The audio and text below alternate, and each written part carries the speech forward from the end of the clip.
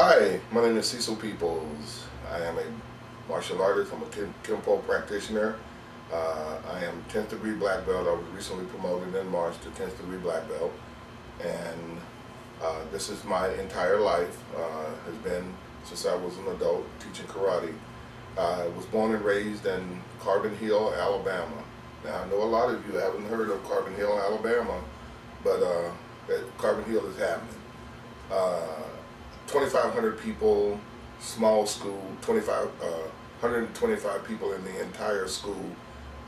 When I graduated high school, it was only 7 of us. So that will let you know what kind of small town that is. You see in the movies, one horse, one stoplight town. Well, that's where I was from. If you ever saw the movie Driving Miss Daisy, my town looked kind of like the town we Driving Miss Daisy. Anyway, I moved to California in 1966. I came to California to play baseball. I was a very good baseball player. I had signed a deal with the Pittsburgh Pirates as a center fielder. Came out here to play baseball. In the off season, I got involved with karate, and the first lesson I took, I knew what I wanted to do the rest of my life. That was it. Basically I gave up baseball, started practicing karate, and guess what? Got drafted. So rather than getting drafted and going to the Army, because I didn't want to go to Vietnam, I joined the Navy. And joined the Navy, got out of boot camp, home ported in Hawaii, stayed in Hawaii a few months, took off to the Subic Bay in the Philippines, went to Vietnam on the ship, got taken off the ship, and guess where I went? Right in the heart of Vietnam, where I didn't want to go in the beginning. But, you know, hey, such is life. Went there twice and came home, got out of the Navy, jumped right back into karate again. So, that's my life, karate. That's what I wanted.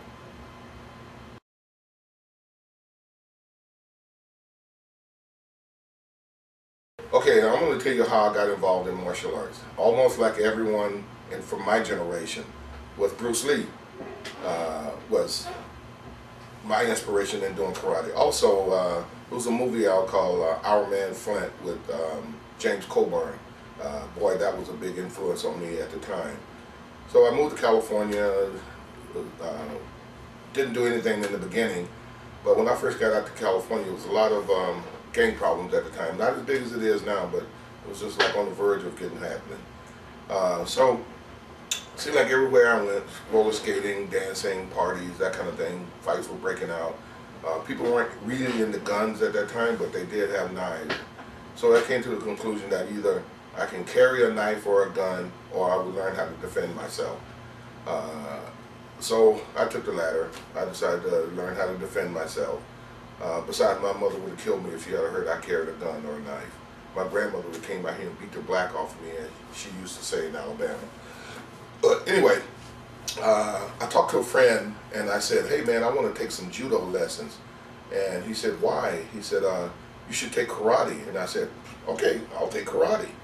So I said, where do I go? And he said, well, look, all the brothers in Pacoima, which is where I was from, Pacoima, California, when I moved out here. He said, all the brothers is training with this guy named Bill over in North Hollywood. So, but he didn't know how to get to Bill, know where Bill was. So a couple months passed by and we still couldn't find out where Bill was. And so I decided we were going to go to North Hollywood, drive up and down North Hollywood until we found Bill. So my father was off work and he was in the shower, taking a shower, and I was watching TV. Now this show I was watching was called Lloyd Thaxton. It was like pre-Soul Train, pre-American Bandstand. So my brother and I, we're sitting there watching Lloyd Thaxton, and lo and behold, Lloyd Thaxton said, we're going to have a karate demonstration. So I'm starting to watch the karate demonstration. He said, this guy name coming out is Bill Ryosaki from North Hollywood. How could luck get any better? Bill Ryosaki from North Hollywood. So I sit down and watch. I called my father out of the shower. Bill Ryosaki came out and did his demonstration. And right before he left the show, he gave his address and everything. We wrote it down. My father got out of the shower. We hopped into the car and went to North Hollywood to the address he gave. And as we were walking in the front door, Bill Ryosaki and his demonstration team was walking in the back door. He came in, asked me, how you doing, da, da, da, da. I told him I saw him on TV, and he said, come back. This was Wednesday night. He came, come back Friday, and then we'll do a lesson. I came back that Friday. I mean, it was just like my whole world opened up. I said, this is what I want. I gave up baseball. I started practicing from that day until the day I left going to Vietnam. Actually, our boot camp at the time. I never missed one lesson. It was what I wanted. You know, like very few people in life get to get that goal or see exactly what they want in life. But my first introduction to karate was what I wanted, and I've been doing it ever since then. Boy, that was a given for me. You know, thanks to Lloyd's action, I found out what I wanted to do the rest of my life, and I've been there ever since.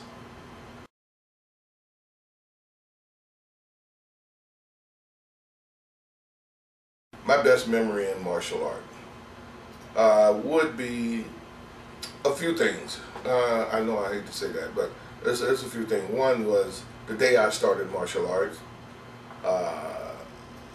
The first time I had to defend myself using martial art, which was exactly why I started.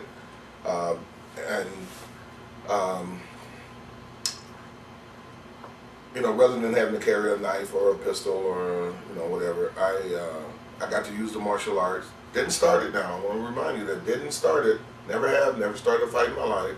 But I got to use karate, and it was just like, wow, man, this stuff really works, you know. And my other memory would be the day I made black belt, or yeah, the night I made black belt. Those are my. I mean, there's a few. You just can't nail it down to one. You know, the first time I defended myself, first time I made black belt, the day I started, the first major tournament I won, being voted #1 in California, being voted #3 in the country, making second degree faster than anyone in his school ever made second degree. Boy, there's some really good memories I have in martial arts, which is how I met my wife. I mean, the memories can, this can go on and on and on, and I don't think one is bigger than the other, but I've had some tremendous good memories in martial art, and hard to nail down just one, but those are some of the few that I've had. Hope you enjoy it.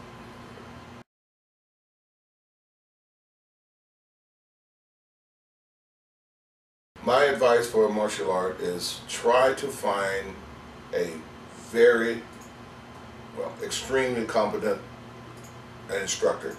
And what I tell people to do when they want to do martial art is to go visit a school.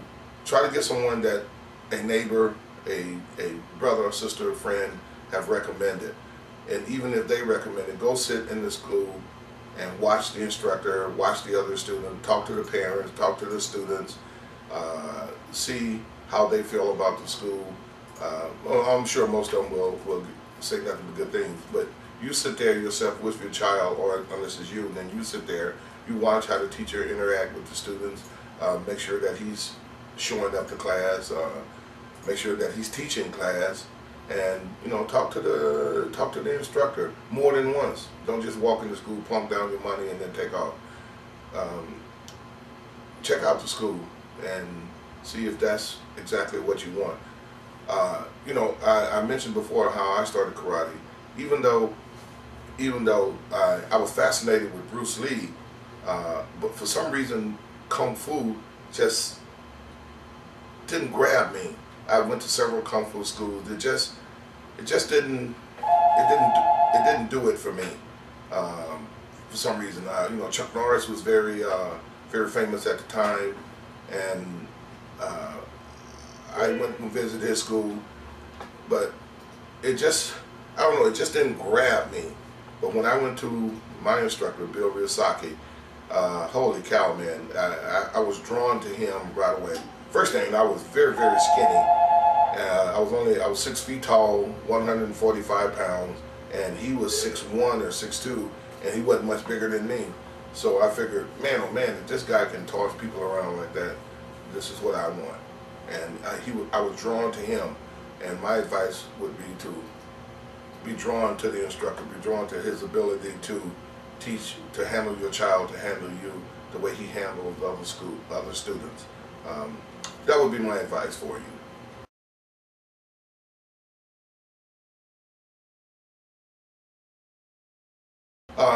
Right now, what's in the future for me is MMA. I am refereeing MMA, mixed martial arts. Some people call it cage fighting, some people call it no holds barred. But right now it's MMA. That's my love, that's my passion right now. I still teach karate every day at the House of Champions in Van Nuys, California. But I probably make a living more doing refereeing and judging MMA. I referee and judge for the state of California. I referee and judge for Nevada. I also have a license in Denver, Colorado, New Jersey, Connecticut, Texas, what other states? Hawaii. So that's my passion right now is judging and refereeing. I think I'm extremely good at it, and I also referee shows that are not licensed by the state of California per se, but they do their shows on the Indian reservations and through the state of California, Nevada. I also referee and judge mainly referee for King of the Cage and Gladiator Challenge. I also have refereed and judged for the World Extreme Combat and other smaller shows that are on the Indian reservation. But right now, UFC, the Ultimate Fighting Championship, that's the big deal right now. I do that for those people, and I referee and judge for those people, and it's a great organization. I'm treated well, and they take care of us, and they treat us very well, and the shows are awesome, and I get to be a part of history. That's what I'm doing now. That's my passion right now, along with karate, of course. But outside of the dojo, that's what I want.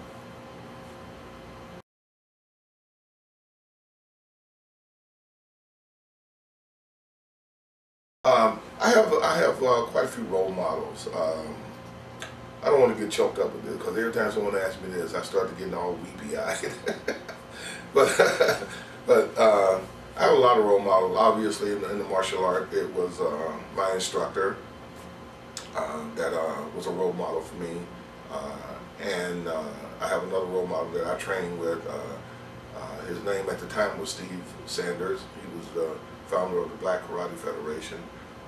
I trained with him a lot. His name is Steve Muhammad now. I've trained with him a whole lot, and I learned a lot from him.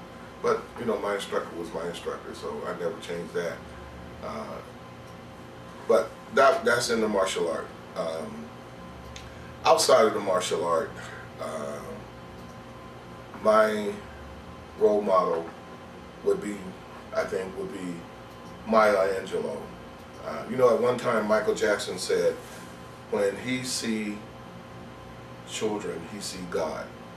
Well, I feel the same way about Maya Angelou. When I see Maya Angelou, when I hear her speak, when I see her on TV, oh my gosh, she moves me. When I see Maya Angelou, I see everything that's good in human beings. That's what I see when I see Maya Angelou. I see all the people in Alabama that helped raise us, and that were besides your parents, almost back in the day, everybody had a hand in making you do right and wrong. So when I see Maya Angelou, I see all the people that helped raise me in Alabama. Miss Ida Yates, Sister Owen, Miss Rosanna Burgess, Mr. Harry Burgess, Miss Annie Pearl, Mr. Russell, Miss Frances Kelly. And the list goes on and on. I see them, and I've probably gotten a spanking from all of them. I want you to know I've gotten bopped by them a lot, cutting up in church and doing all that, you know, doing Easter practice, cutting up. But when I see Maya Angelou, I think of those people that were very influential in my life, and I think helped mold the character that I have right now. And I think there is no other great speaker, humanitarian than Maya Angelou. The last person that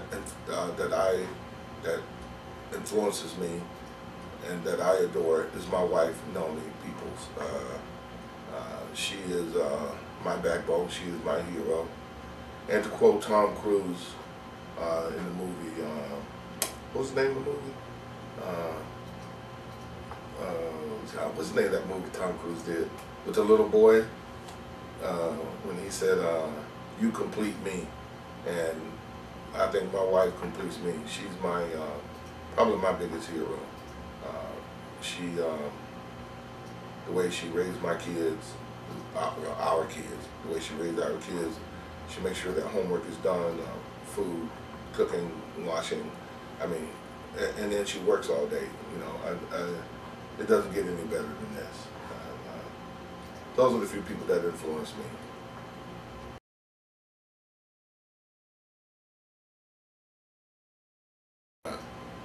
I want to say, I hope you enjoyed this interview. If you want to get in touch with me, you can always go to Martial Info. Now, Martial Info is a tremendous vehicle for anything and everything you need in the martial art.